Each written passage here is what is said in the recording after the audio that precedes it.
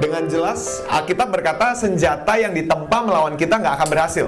Tapi Alkitab nggak pernah bilang bahwa tidak akan ada senjata yang ditempa melawan engkau. Artinya apa? Akan ada senjata yang ditempa melawan engkau. Bukan artinya nggak bakal ada senjata yang melawan engkau. Akan ada banyak. Kalau kita hari ini lihat salah satu tempaan senjatanya iblis yang sudah direncanakan sebelum-sebelumnya, ya COVID ini. Saya percaya ini udah dalam agendanya iblis. Jadi senjatanya ditempa nggak? Iya ditempa.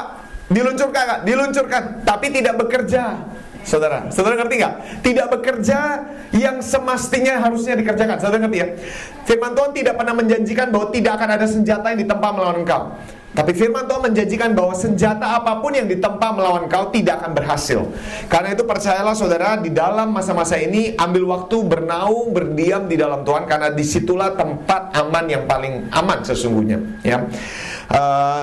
Hari ini saya pengen kita sama-sama bahas tentang realita iman. Ini melanjutkan apa yang minggu lalu sebenarnya saya khotbahkan di AOC. Saya pengen kita lebih gali lagi tentang iman, karena kalau kita bicara soal perlunya iman, saya rasa ini momen-momen yang rasanya kita sangat amat perlu sekali untuk punya iman, gitu ya saudara ya. Karena itu hari ini pengen banget kita bahas tentang salah satu nature dari iman. Kita buka sama-sama di Matius 11 ayat 2 sampai 6. Matius 11 ayat 2 sampai 6. Cek. Tes. Oke, Matius 11 ayat 2 sampai 6. Kita akan baca tentang, kita hari ini mau lihat kehidupan Yohanes Pembaptis, saudara ya. Jadi saya akan bacakan Matius 11 ayat 2. Firman Tuhan berkata begini, latar belakangnya Yohanes sudah ada dalam penjara ya. Kita baca ya. Di dalam penjara Yohanes, ini Yohanes Pembaptis bukan Yohanes muridnya Yesus. Di dalam penjara Yohanes mendengar tentang pekerjaan Kristus. Lalu menyuruh murid-muridnya bertanya kepadanya, engkaukah yang akan datang itu atau haruskah kami menantikan orang lain? Yesus menjawab mereka, pergilah dan katakanlah kepada Yohanes apa yang kamu dengar dan kamu lihat. Orang buta melihat, orang lumpuh berjalan, orang kusta menjadi tahir, orang tuli mendengar, orang mati dibangkitkan, dan kepada orang miskin diberitakan kabar baik. Dan berbahagialah orang yang tidak menjadi kecewa dan menolak aku. Saudara, kalau kita lihat Yohanes Pembaptis, buat saya pribadi ketika kita baca perikop firman Tuhan ini, tidak heran kalau buat saya ya. Saya kayaknya nggak bisa shake the feeling of, nggak bisa goyangin feeling aneh tentang ayat ini gitu loh. Kenapa aneh? Karena buat saya untuk seorang Yohanes Pembaptis mempertanyakan apakah Yesus adalah Mesias atau tidak, buat saya itu pure aneh. Kalau orang lain yang mempertanyakan kekristusan Yesus, mungkin saya masih sedikit paham. Tapi ini Yohanes Pembaptis, the John the Baptist gitu loh.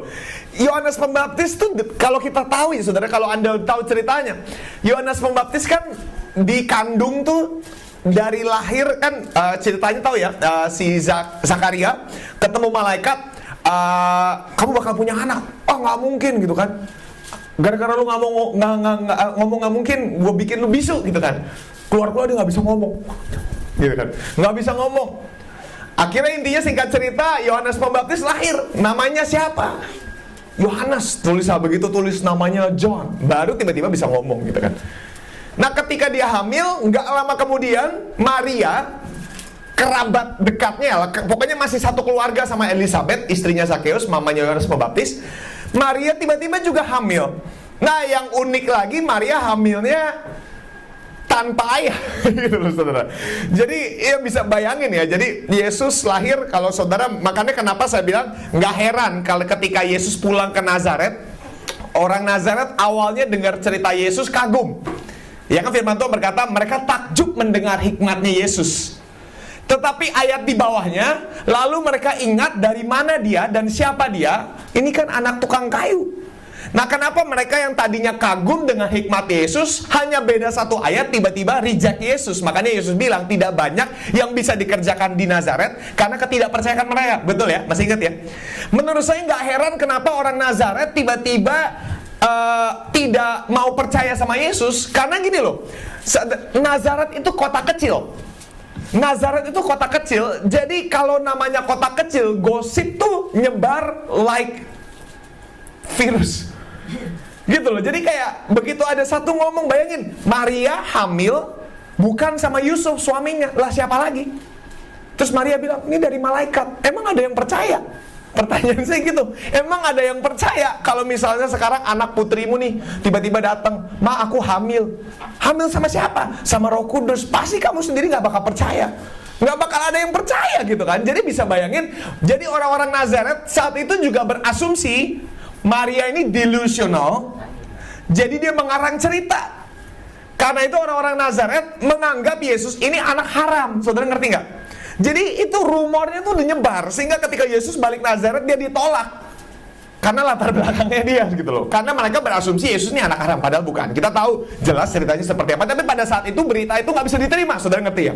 Ya, berita biasanya diterima kalau udah kadaluarsa gitu kan, udah lewat gitu kan. Nah, kita lihat dari Yohanes Pembaptis nih ya, dari kandungannya di Elisabet, dari kandungan. Ketika bertemu dengan Maria, Maria kan begitu hamil pergi ke rumahnya Elisabet.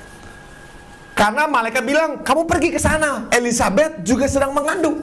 Ketika mereka bertemu, bayi di dalam perut mereka lompat-lompat. Perut mereka, perut Elisabet. Yohanes Pembaptis dari kandungan aja udah bisa ngenalin Yesus. Saudara ngerti ya? Jadi dari kandungan dia udah tahu ini Yesus gitu. Mungkin ibarat kayak dari perut tuh, jadi begitu perut ketemu perut langsung gitu kan. Mungkin nggak tahu gimana, cuman Yohanes Pembaptis dari perutnya si Elisabet tuh udah tahu itu Yesus. Ketika lahir mungkin nggak pernah ketemu, nggak pernah dipertemukan juga gitu kan. Mungkin jaraknya jauh gitu kan. Tetapi ketika udah dewasa, remaja, Yohanes Pembaptis lagi ngebaptis, Yesus datang. Yohanes Pembaptis langsung dapat kesaksian dari rohnya sendiri bahwa ini Mesias. Dia bukan dijelaskan sama orang-orang loh, dia dijelaskan sama roh dalam dirinya sendiri. Ini Mesias, gitu kan? Jadi Yohanes Pembaptis ketika lihat Yesus, inilah anak Allah. Betul nggak? Inilah Mesias. Aku membaptis kamu dengan air, tapi dia akan baptis kamu dengan api. Jadi kenapa saya bilang ayat yang barusan kita baca ini aneh? Karena buat saya kalau orang lain mempertanyakan keilahian Yesus masih agak saya pahami. Tapi buat seorang Yohanes Pembaptis yang sudah punya dua kejadian yang jelas tahu itu siapa Yesus, tiba-tiba mempertanyakan Yesus lagi, menurut saya ini agak aneh. Kecuali ada sesuatu di dalam penjara itu yang terjadi yang membuat dia meragukan keilahian Yesus yang dia percaya. Ada sesuatu di dalam penjara itu yang tiba-tiba menggoncangkan sistem of belief-nya dia. Dan hari ini kita mau lihat apa sih sebenarnya menggoncangkan orang. Karena gini loh saudara, menurut saya kalau Yohanes Pembaptis yang sudah dapat kesaksian roh aja bisa ragu, apalagi kita gitu loh, ibaratnya begitu loh saudara. Apalagi kita yang mungkin gak seperti Yohanes Pembaptis dari kandungan udah tahu Yesus itu Mesias gitu kan. Jadi mungkin ya saya percaya bukan artinya kalian semua akan murtad. Enggak, saya nggak bicara begitu sama sekali. Yang saya mau garis bawain adalah mempelajari apa yang terjadi dalam Yohanes Pembaptis, apa yang terjadi di dalam penjara itu yang membuat Yohanes Pembaptis seperti meragukan semua yang dia percayai, gitu loh saudara. Ya, kalau menurut saya begini saudara, kalau kita lihat Yohanes bukannya menyangkal bahwa Yesus itu Tuhan. Dia nggak menyangkal. Dia juga nggak menyangkal perkataan dia. Kalau Anda baca perkataan Yohanes Pembaptis itu perkataannya mulus, smooth. Tidak ada perkataan bahwa tunjukin dong bener lu Mesias. Atau cuma nanya aja gitu loh. Tidak ada kalimat yang keluar tuh yang mengkontradiksi perkataannya sendiri. Nggak ada kalimat yang menyangkal bahwa Yesus Tuhan. Enggak, cuman mau tahu klarifikasi aja gitu.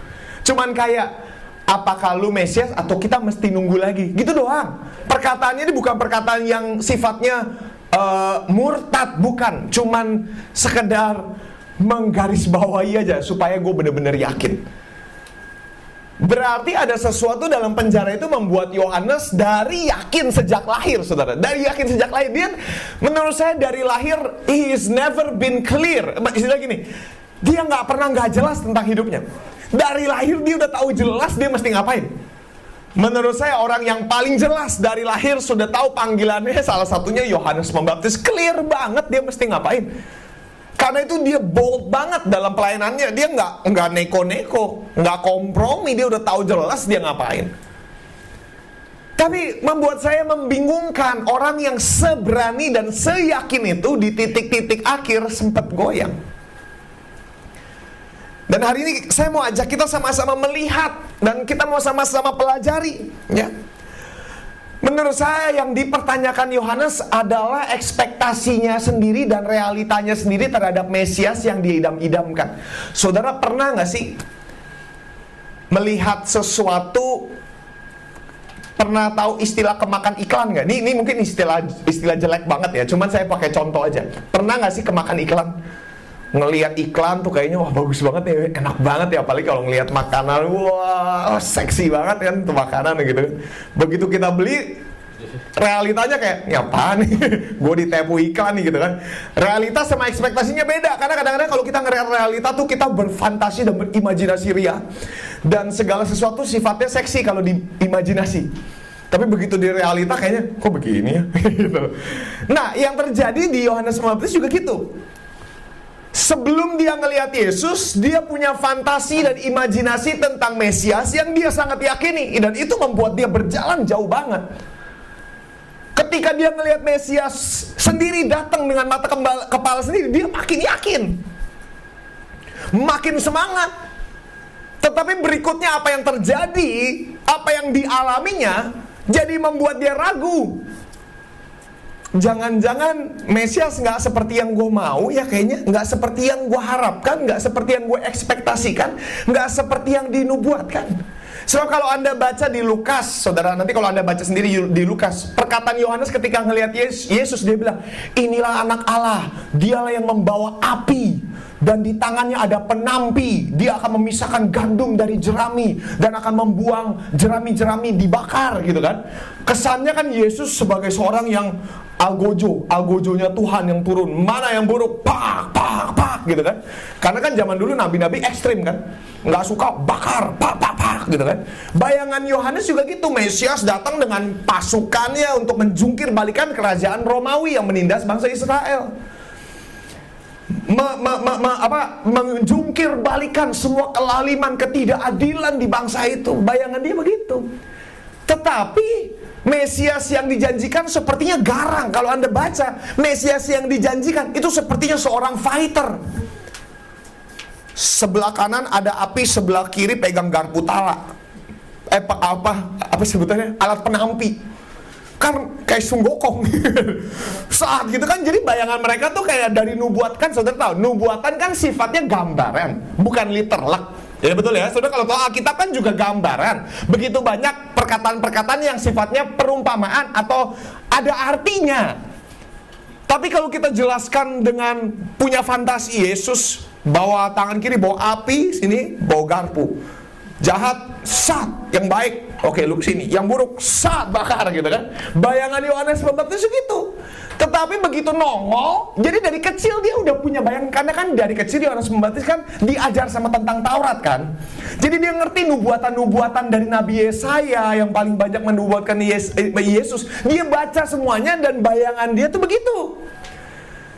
Jadi sudah ada punya ekspektasi sendiri Mesias tuh kayak apa. Tahu-tahu begitu nongol, pertamanya semangat, tapi lama-lama kok Mesiasnya lemah lembut ya. Karena memang dia singa, tapi dia juga domba. Singa sama domba tuh beda. Betul dia singa, tapi dia juga domba. Betul dia garang, dia bold, dia berani, tapi sekaligus dia juga lemah lembut. Betul dia benci dengan dosa, tetapi dia juga Allah yang pemurah. Ini sepertinya kontradiksi. Tapi kalau saya bilang bukan contradiction, tapi paradoks. Paradoks sama kontradiksi kan beda. Contradiction itu sesuatu yang mengkontradiksi satu sama lain. Paradoks itu sesuatu yang sepertinya mengkontradiksi tetapi saling melengkapi satu sama lain sebenarnya. Nah Yesus tuh gitu. Jadi kalau dibilang Yohanes Pembaptis agak berbeda ya bayangannya. Bayangan gue beda ya. Kayak rival pertama kali ketemu saya, di foto disangka saya orang Indo karena kulitnya hitam. Dia dulu katanya takut sama orang Cina gitu kan. bayangannya, oh kok Chris orang hitam nih, gue berani deketin nih. Begitu deketin, Cina bener nih orang gitu kan. Sipit bener kan, realitanya beda gitu loh saudara. Jadi menurut saya, sudah ngomel bapaknya diomongin. Ya. Jadi Yohanes Pembaptis sendiri juga punya ekspektasi sendiri. Dan bayangannya Yohanes Pembaptis, dia ini kan tahu dia dipanggil untuk mempersiapkan jalan buat Yesus. Sekarang Yesus sudah ada, padahal mulutnya sendiri bersaksi, sekarang sudah saatnya aku makin kecil dan dia makin besar. Ya kan? Dia ngomong gitu kan? Sekarang sudah saatnya aku mundur ke belakang layar, dia yang maju. Tetapi dalam hatinya kadang-kadang rohnya bersaksi, tapi dia sendiri masih berpikir, ya gue sekarang di belakang layar, dia yang mimpin, gue partner sama dia gitu kan. Lebih kayak bareng-bareng pelayanan, gue memperlengkapi gitu kan. Sifatnya memang betul sama-sama dalam perjalanan begitu saudara. Tapi kalau Anda lihat saudara, dalam hidupnya dia yakin banget dia mesti ngapain. Tapi sekarang ketika tirai sudah terbuka, Yesus sudah take spotlightnya udah pindah dari Yohanes Pembaptis kepada Yesus. Sekarang dia jadi bingung, gue mesti ngapain. Yang dikerjain memang dia baptis, tapi lama-lama ketika dia baptis, dia jadi masuk penjara. Kalau Anda baca, di dalam penjara Yohanes mendengar tentang pekerjaan Kristus. Jadi Yohanes sudah ada dalam penjara. Jadi ini seperti batinnya ini bergejolak. Kenapa? Yang menurut saya membuat dia jadi sangat mempertanyakan adalah begini. Karena gua bukan cuman Yohanes Pembaptis, mitra lu, bukan cuman pembuka jalan, tapi gua juga saudara lu. Saudara Yesus kan, dia masih ada hubungan keluarga kan. Jadi kalau harusnya yang Yesus tolong pertama adalah orang yang paling berguna dulu. Ya kan, jadi ibarat gue dalam penjara, Tuhan Yesus tolongin gue boleh kali gitu kan. Soalnya iya boleh kali, gue saudara lu gitu loh. Bukan cuma saudara lu, gue juga berjasa. Semua murid lu ini dipersiapkan sama gua, istilahnya kan gitu kan. Gua yang membuka jalan nih Tuhan, ingat-ingat jangan lupa gitu kan. Makanya terus begitu dia di penjara, mungkin awal dia masih, Yesus bakal tolong gua, Yesus bakal tolong gua, Tuhan bakal tolong gua. Sehari, besokannya Tuhan pasti tolong gua. Sebulan, 2 bulan, setahun, gak tahu berapa lama kan. Sampai akhirnya dia lama-lama, kayaknya gua dilupain nih. Kayak gue dilupain. Terus dia mulai bilang ke muridnya, coba lu pergi ke Yesus deh, tanya apa bos?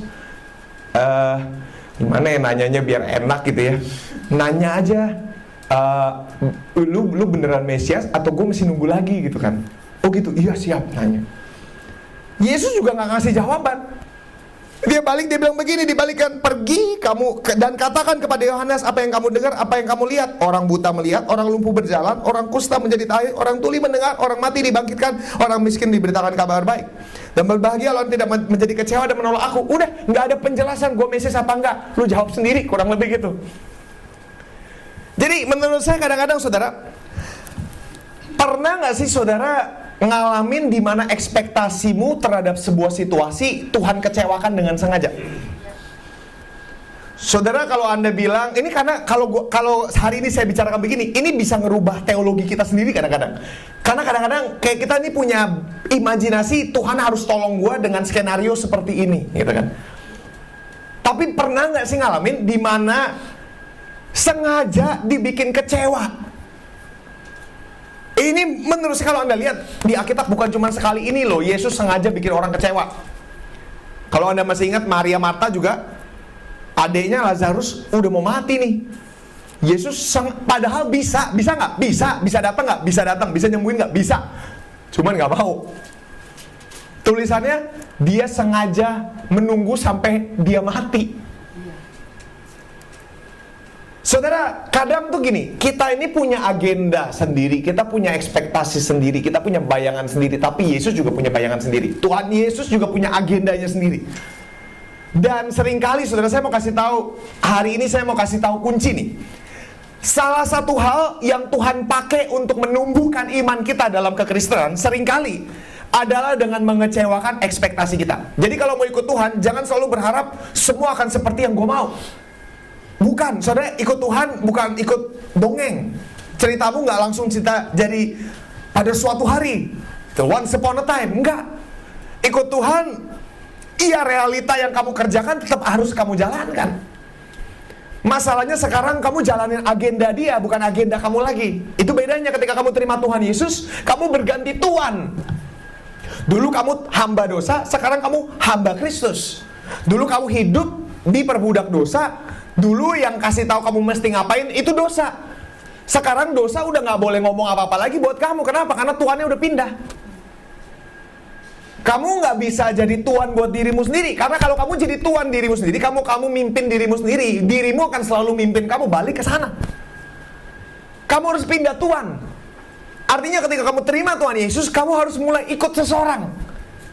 Bukan, saya nggak bicara soal seseorang tuh, bicara soal pendeta, Tuhan bagus, boleh ikut. Tapi ikut Yesus itu yang paling penting.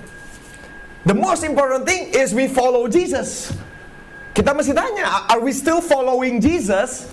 Atau kita lagi following, kita punya nilai-nilai ekspektasi kita tentang Tuhan. Kadang-kadang kita punya Yesus, tapi kalau Petrus bilang, saya lupa perkataannya gimana, tapi pernah ada statement ayat berkata begini, yang aku beritakan bukan Yesus yang bohongan, tapi Yesus yang asli. Dalam arti kurang lebih dia bilang, bukan Yesus yang sesuai dengan gambaranmu, tapi Yesus yang asli. Artinya kadang-kadang kita punya Yesus, tapi Yesus yang kita buat-buat dengan imajinasi sendiri, bukan dengan apa yang Alkitab katakan. Kalau kita lihat, Yohanes punya ekspektasi tentang Tuhan Yesus, tapi Yesus sama sekali tidak obligated, dia tidak bertanggung jawab untuk fulfill ekspektasinya Yohanes. Yesus bertanggung jawab untuk fulfill, menggenapi apa yang dia katakan tentang dirinya sendiri. Jadi dia sama sekali tidak memuaskan fantasinya Yohanes. Karena Yesus hadir di dunia ini bukan untuk memuaskan mimpi seseorang. Jadi ini saya juga mesti kasih pengertian bahwa kamu terima Yesus bukan artinya sekarang Yesus bertanggung jawab untuk memuaskan mimpi-mimpi kamu. Karena bukan seperti itu kekristenan. His goalnya dia, walaupun sepertinya kejam, kok kalau gitu kapan mimpi gue jadi? Bukan. Karena kekristenan itu bukan cerita kita, cerita dia. His story. Baru kamu jadi history. Nah, sejarah. Kalau kamu menjadikan hidupmu his story, maka kamu mulai mencetak history, sejarah. Saudara ngerti ya? Jadi kita masih belajar ngerti bahwa kadang-kadang memang betul kita punya fantasi, kita punya ekspektasi. Tapi ingat, Tuhan gak pernah bertanggung jawab. Dia gak pernah janji untuk memuaskan mimpimu. Dia punya rencana terhadap hidupmu, dan itu yang akan dia genapi by any means necessary. Makanya kenapa kamu harus undergo proses, cobaan, ujian, karena akan menghasilkan ketekunan, kata firman Tuhan. Ya kan? Perseverance, karakter, ya kan? Dan itu semua Tuhan kerjakan untuk mencapai apa? Bukan mimpimu, tapi mimpinya Tuhan. Dan kadang-kadang dia akan sangat mengecewakan ekspektasimu. Tapi itu salah satu cara yang dia pakai untuk menumbuhkan iman kamu. Kenapa? Supaya iman kamu tidak bersandar pada pemikiran kita sendiri, tapi berdasarkan apa yang firman Tuhan katakan tentang situasimu, tentang keluargamu. Bukan tentang bukan bagaimana apa yang pikiranmu ngomong tentang situasi itu, tapi sesuai dengan apa yang Tuhan katakan. Itu yang paling penting. Ya. Kalau Anda lihat contohnya orang gila dari Gerasa, kadang-kadang, ya makanya kemarin saya pas beberapa hari yang lalu saya khotbah di Persekutuan Doa, saya ada ngomong, kadang-kadang nih kita nih punya fantasi tentang ikut Tuhan. Contoh gini, kalau orang yang kelibet utang, misalnya ini contoh, ini benar-benar pure contoh aja, contoh. Kelibet utang, buat orang yang kelibet utang ditantang untuk meninggalkan semuanya ikut Yesus, gampang. Karena udah gue ikut Tuhan, gue siap mengorbankan semuanya untuk Tuhan. Begitu terima Tuhan Yesus kan on fire, Tuhan aku siap lepaskan semuanya untuk ikut Engkau. Padahal di baliknya ada motivasi tertentu. Karena kalau gue disuruh ikut Tuhan, bertobat, terus gue masih tetap stay di posisi gue, membereskan sampah-sampah yang gue sendiri hasilkan, susah. Lebih enak bawa saya pergi dari sini Tuhan. Saudara ngerti gak? Alasannya gitu kan, kadang-kadang Tuhan, aku siap diutus kemanapun, ini aku, utuslah aku. Kalau orang yang punya banyak utang, punya banyak masalah, paling suka diutus. Kenapa? Kesempatan buat lari. Betul nggak saudara? Coba renungkan deh. Jadi kalau kita bilang konteks ini aku utuslah aku, nggak semuanya seperti itu.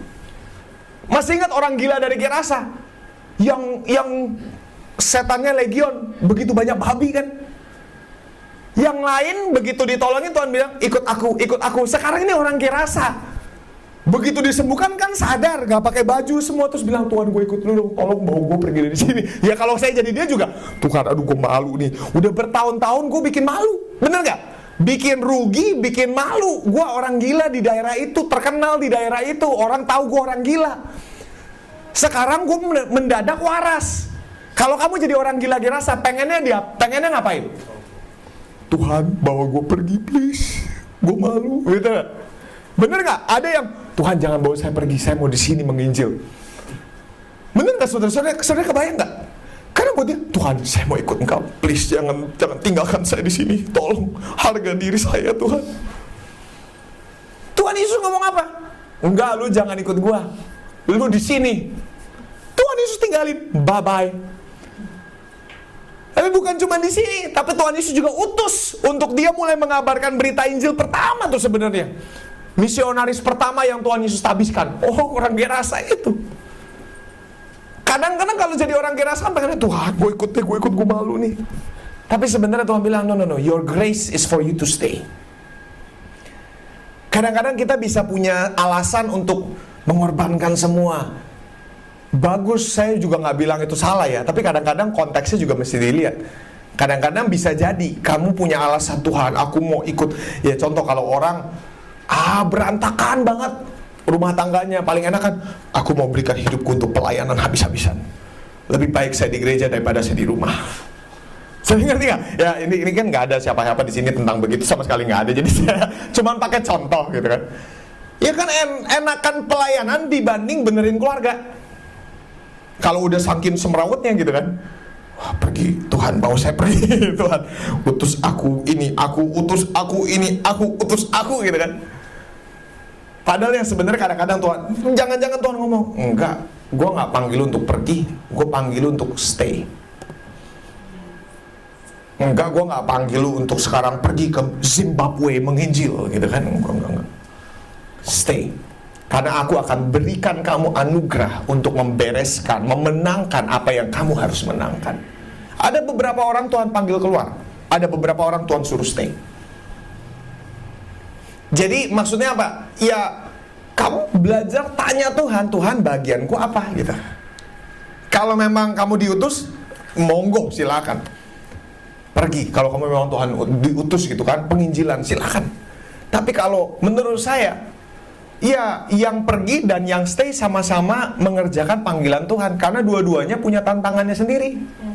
Menginjil ke sana punya tantangannya sendiri, memenangkan keluargamu juga sebuah panggilan sendiri. Ujung-ujungnya di surga kan nggak akan dibilang, oh lu ya menangin lebih banyak karena itu lu jabatannya lebih tinggi. Kan setiap kita punya talenta masing-masing yang dipertanggungjawabkan adalah sesuai dengan talenta yang masing-masing diberikan ke kita. Jadi hari ini apa yang di tangan kita kerjakan dengan maksimal, itu aja deh. Jangan berharap-harap, bermimpi-mimpi, berfantasi tentang ini aku utus aku. Jangan-jangan yang Tuhan mau bukan pergi utus, tapi stay, jadi berkat buat keluarga kamu. Stay, jadi ibu, ya, jadi suami, jadi istri, jadi anak. Nah, kadang-kadang itu lebih susah dibanding keluar mulai baru. Itu lebih susah. Dan karena tapi Tuhan bilang grace-nya ada buat kita. Ada amin? Amin. Ya. Jadi saya percaya kadang-kadang seperti itu saudara. Seringkali yang bikin kita kecewa dan mundur dari kekristenan adalah karena realita kita sendiri tentang kekristenan yang tidak Tuhan capai-capai. Ekspektasi kita tentang Tuhan, harusnya kalau gue ikut Tuhan. Waktu itu juga pernah kasus juga ngelihat kesaksian mama papa tergiur, gila utang segede gitu diberesin, gue juga mau ikut Tuhan. 1 tahun diberesin, gue juga mau. 1 tahun gak diberes-beresin, kecewa mundur. Kenapa? Karena punya ekspektasi sendiri kan. Dan kadang-kadang jangan-jangan menurut saya pas udah mau mundur, jangan-jangan sebenarnya tinggal berapa bulan lagi udah beres. Ya kan? Kadang-kadang kita kan nggak tahu. Karena pandangan manusia dan pandangan Tuhan itu beda banget. Seperti saya bilang, Yohanes punya fantasi sendiri tentang Mesias harus kayak apa. Bahkan murid-muridnya juga punya fantasi sendiri, Yesus harus kayak apa. Dan yang saya suka, Yesus itu bukan baperan. Kalau saya mungkin orangnya lebih baperan, sensitif perasaan saya. Jadi kayak saya pengen menyenangkan semua orang sebisa mungkin. Yesus sih bodo amat loh, bener-bener gak baper. Dia gak merasa perlu memuaskan fantasi semua orang, karena semua orang punya fantasi tertentu tentang Mesias. Mesias harus begini buat gua, Mesias harus begini buat gua. Ya kalau saya tanya hari ini sebagai orang Kristen, kita juga punya fantasi sendiri. Yesus harus begini, Tuhan harus begini, gua udah ngerjain gini, harus begini, gua harus begini, harus begini dong, harus begini. Kita punya jalan-jalan sendiri kan? Kita punya fantasi sendiri. Dan saya mau bilang berita buruknya, ikut Tuhan bukan artinya fantasimu itu semua harus digenapi. Tapi bukan artinya juga fantasimu gak ada yang digenapi. Kalau sesuai dengan rencana Tuhan digenapi. Nah gitu. Tapi kalau berdasarkan pengalaman saya, saudara, kadang-kadang nih gini. Ini pengalaman pribadi saya. Dulu, saudara, ini saya kemarin cerita di YouTube tentang bagaimana kita mesti belajar surrender mimpi kita pada Tuhan. Karena dulu pas saya masih SMA, saya itu punya mimpi pengen jadi artis. Saudara mungkin saya pernah dengar cerita ini. Saya pengen jadi artis. Iya, nggak harus terkenal banget, tapi minimal saya tuh pengen tanda tanganin album. Kayaknya keren. Makanya saudara kalau tahu tanda tangan saya dari SMA udah ribetnya minta ampun. Karena bener-bener saya latih tanda tangan saya. Makanya kalau saudara lihat tanda tangan saya kerennya minta ampun. Itu hasil dari berjam-jam mikir, saudara, berjam-jam gambar gitu. Karena dari kecil punya mimpi pengen tanda tanganin gue akan jadi orang terkenal. Ketika gue bertobat tahun 2009, itu saya serahkan kepada Tuhan. Saya nggak mimpi itu lagi. Sekarang saya pegang mimpinya Tuhan. Saya punya mimpi yang lebih besar dari mimpi saya dulu. Karena saya pegang mimpinya Tuhan. Nah, dalam mengejar mimpinya Tuhan, mimpi saya yang dulu yang terlalu kecil sempat terpenuhi sekali. Pas album Mercy Flow, tanda tanganin walaupun tanda tanganin album Anda. Cuma Tuhan kayak, buat saya itu kayak kesepian Tuhan. Gue tahu fantasi kecil lu, nih sengaja gue buatin intermezzo dalam satu hidup, satu masa. Ada deh minimal lu tanda tanganin satu orang gitu kan. Minimal terpenuhi. Cuma masalah gini, kadang-kadang kita punya mimpi, fantasi terlalu kecil buat Tuhan. Tuhan bilang, aku punya mimpi yang lebih besar. Jadi gimana? Tukeran. Kayak saya bilang, kita semua ngejar mimpi, tapi pertanyaan mimpi siapa yang kamu kejar? Kalau mimpi kita, kadang-kadang Tuhan bilang kekecilan. Nah, kenapa Tuhan gak kasih tahu mimpinya? Mimpi Tuhan untuk kamu apa? Karena kebesaran. Kalau kebesaran lu bisa pingsan di tengah jalan. Gede banget Tuhan, gue gak percaya. Malah akhirnya membatalkan kan. Masih ingat gak ketika, coba ingat Zakaria, ketika dikasih tau mau punya anak, kenapa dibikin bisu? Coba saudara, kenapa dibikin bisu? Sedangkan Maria gak dibikin bisu. Padahal pertanyaan mirip-mirip. Kalau menurut saya saudara, ini menurut saya sengaja Tuhan bikin bisu karena Tuhan tahu perkataan Zakaria dengan ketidakpercayaannya bisa membatalkan apa yang Tuhan sudah mau rencanakan dalam hidup dia. Makanya dibikin bisu. Nah kadang-kadang kenapa Tuhan gak buka semuanya dari sekarang? Karena Tuhan tahu beberapa kalau dikasih tahu sekarang bisa pingsan di tempat, atau malah memperkatakan sesuatu yang pada ujungnya membatalkan mimpi Tuhan yang dia ada buat kamu. Karena mimpi Tuhan buat kamu pasti jadi, asal selama kamu selaras ikut dia. Kapan itu tergantung kerelaan kita dan waktunya dia, saudara. Nah makanya kalau Tuhan belum bukain, ya udah setia ngerjain apa yang kita punya. Saudara, itu penting sekali, ya. Yohanes punya fantasi sendiri, tapi Yesus sama sekali tidak menggenapi apa yang Yohanes pikir tentang dia. Tapi Yesus selalu menggenapi apa yang dia katakan tentang dirinya sendiri. Kalau saudara lihat, bahkan di sebentar saya buka dulu. Oh ini tadi saya sudah bahas. Oke saudara, balik ke Matius 11 tadi saudara. Ketika Anda lihat Matius 11, ketika Yesus suruh balas Yohanes, dia bilang begini, pergi katakan kepada Yohanes, orang buta melihat, orang lumpuh berjalan, orang kusta menjadi tahir, orang tuli mendengar, orang mati dibangkitkan, orang miskin diberitakan kabar baik. Saudara, ini kan kutipan dari nubuatan Yesaya yang saya percaya Yohanes Pembaptis tahu. Roh Allah ada padaku untuk memberitakan kabar baik kepada yang menderita, menyembuhkan orang yang sakit dan segala macam. Itu kan kutipan dari nubuatan Nabi Yesaya gitu kan ya. Nah, kalau saudara ingat, ada kutipan dari Nabi Yesaya di konteks yang sama. Bukan cuma memberitakan kabar baik, kusta menjadi tahir, tuli mendengar, orang mati dibangkitkan, orang miskin diberitakan kabar baik. Tapi sebenarnya ada satu lagi kalimat dari kutipan nubuatan Nabi Yesaya yang sengaja nggak dikutip sama Yesus. Kalau saudara masih ingat, Roh Allah ada padaku untuk memberitakan kabar baik, blablabla. Di bawahnya ada tulisan begini, membebaskan para tawanan. Mana nih? Membebaskan tawanan. Padahal kan yang kayaknya Yohanes paling perlu kan membebaskan para tawanan. Sengaja karena dia tahu Yohanes ditawan dan dia tahu rencana Tuhan adalah untuk dia stay jadi tawanan. Jadi pembebasan tawanannya sengaja nggak dikutip. Nih pergi. Mungkin kalau saya jadi orangnya ngomong, tapi begitu Yohanes Pembaptis tahu. Yang bawa berita sih mungkin nggak ngerti karena nggak terlalu terpelajar. Tapi Yohanes Pembaptis pasti tahu itu kutipan Nabi Yesaya. Dan sengaja, mungkin ada lagi nggak dia ada ngomong tentang tawanan nggak? Tawanan kayaknya enggak, Bos. Sama sekali nggak ada. Dari situ menurut saya Yohanes mulai ngerti Tuhan mau maksudkan apa. Nah, saudara, saya mau bilang kadang-kadang kalau saya bilang kita perlu belajar untuk nggak menyandarkan iman kita sama kita punya fantasi sendiri. Dari situ menurut saya Yohanes Pembaptis sadar bahwa Yesus sedang menggenapi bagian dia. Hanya sekarang sudah saatnya pekerjaan saya, titik saya, panggilan saya selesai.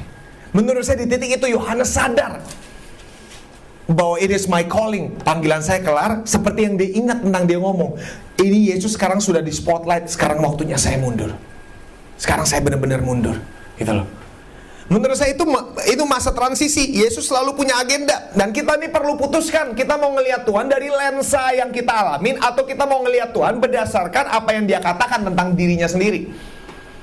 Karena kalau kita menerjemahkan Tuhan dari lensa kehidupan kita, kalau kita ngelihat nih cerita Yohanes Pembaptis, kalau kita nyanyi Yesus selalu baik, Tuhan Yesus baik, betul dari sudut pandang Tuhan. Tapi kalau dari sudut pandang Yohanes Pembaptis, dari mata manusiawinya, Tuhan gak baik.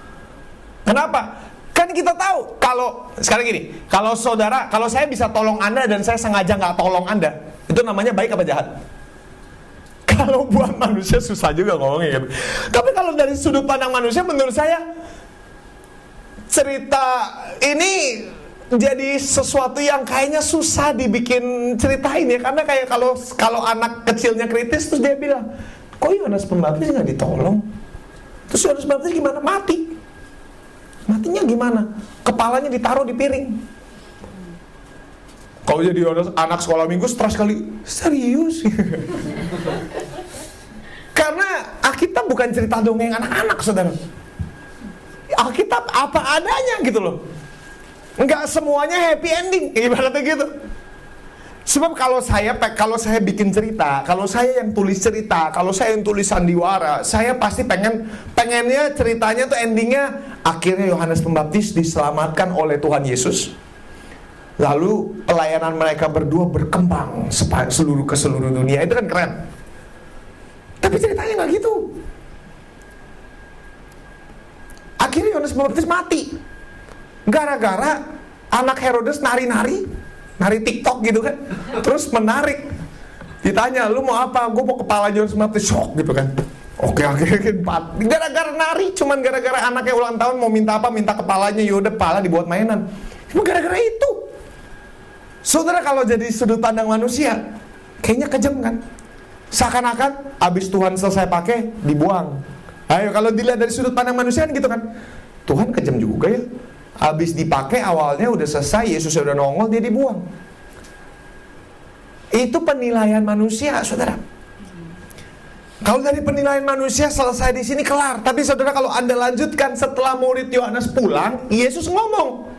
Baru nih kita baca. Setelah murid Yohanes pergi, mulailah Yesus berbicara pada orang banyak itu tentang Yohanes. Untuk apa kamu pergi ke padang gurun melihat ini, blablabla. Tapi intinya dia ngomong, aku berkata kepadamu sesungguhnya di antara mereka yang dilahirkan oleh perempuan tidak pernah tampil seorang yang lebih besar daripada Yohanes Pembaptis, maupun yang terkecil dalam kerajaan surga lebih besar daripadanya. Sejak tampil dari segala macam, intinya dia ngomong bahwa Yohanes walaupun di bumi tidak mendapatkan apa yang dia mimpikan, tapi upahnya ada di sana. Dari sudut pandang surga, itu bukan jahat, tapi ada sebuah perencanaan besar di baliknya. Nah, itu yang saya mau kita bongkar pemikiran kita, bahwa Tuhan harus sesuai ekspektasi kita. Happy ending semuanya, selesai begini beres, selesai revival gitu kan. Iya, amin gitu loh, amin. Saya juga maunya gitu. Saudara, kalau saya yang nulis, percayalah saya juga maunya begitu. Kalau saya yang nulis, saya juga maunya kayak kemarin kan, COVID. Dalam 3 bulan, seperti 3 hari Yesus ada di kuburan, 3 bulan Yesus bangkit, selesai COVID-nya. Amin, saya juga mau. Cuma masalahnya bukan rencana kita toh. Tapi ada sebuah grand design yang Tuhan terus kerjakan. Seandainya dari sudut pandang kita rasanya ini berantakan, tapi dari sudut pandang Tuhan, no, I'm working something. Karena itu apapun yang kamu sedang lalui, rasanya nggak enak dan rasanya kayak, what good may come out of this? Kayaknya nggak ada yang baik buat gue ngalamin gini, gue mesti ngalamin gini, nggak ada faedahnya rasanya. Iya, sudut pandang manusia nggak ada faedahnya.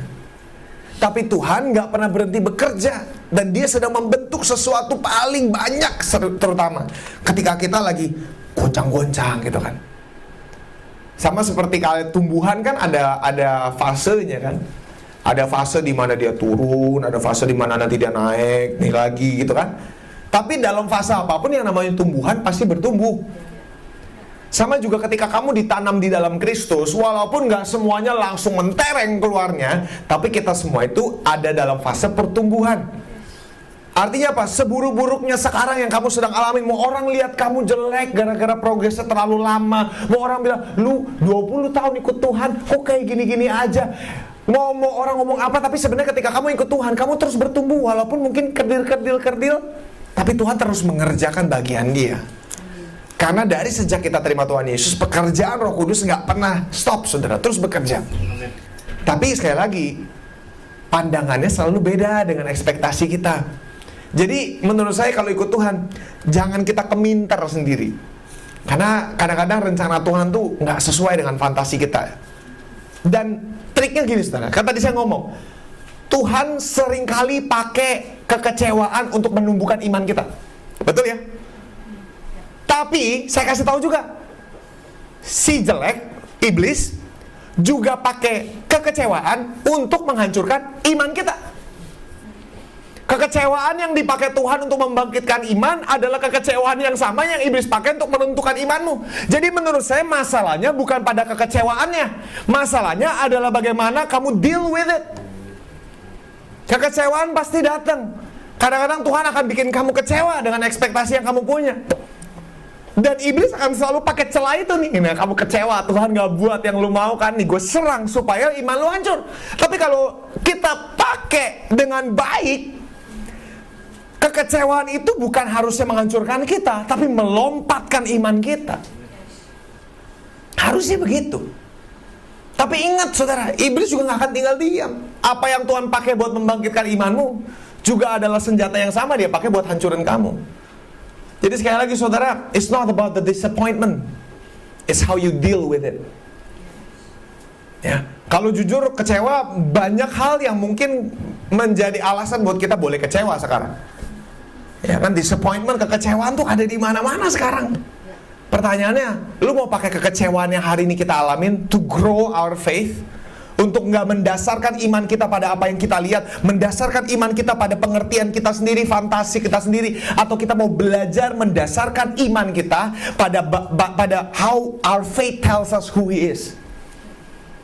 Itu penting. Disappointment yang sama bisa meruntuhkan iman, disappointment yang sama bisa membangkitkan iman.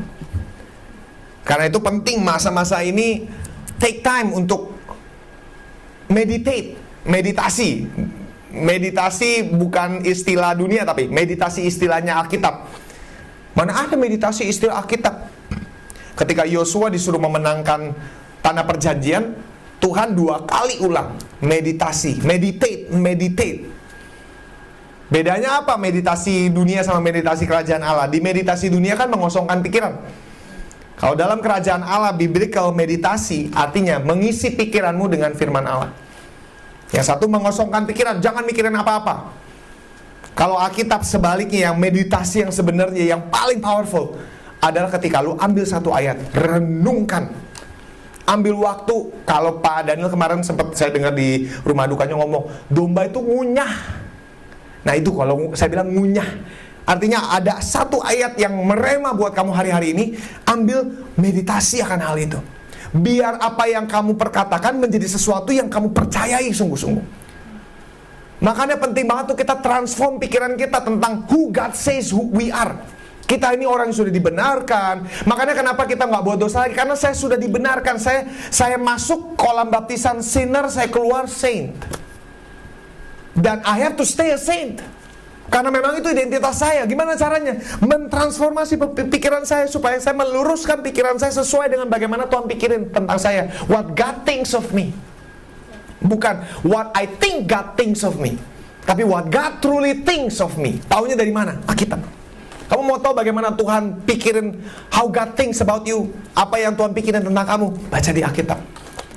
Baca Efesus. Siapa kamu di dalam Tuhan? Apa yang kamu miliki di dalam Tuhan. Nah hal-hal itu kan sebenarnya membuat kamu kaya dalam kekristenanmu, kuat dalam kekristenanmu. Kenapa? Karena kita berdiri bukan berdasarkan dasar penglihatan kita, tapi dasarnya dari apa yang Tuhan katakan tentang kita. Amin saudara. Jadi hari-hari ini ambil waktu momen-momen, ada waktu luang, ambil waktu saudara. Ambil minimal ya kayak saya bilang jam-jam doa kita 15 menit sama Tuhan. Ambil waktu untuk renungkan beberapa ayat. Ingatin dirimu kamu tuh siapa. You are powerful. Bahwa lewatin apapun yang paling berat sekalipun, you are powerful. Walaupun kamu lemah, kamu tuh sebenarnya kuat.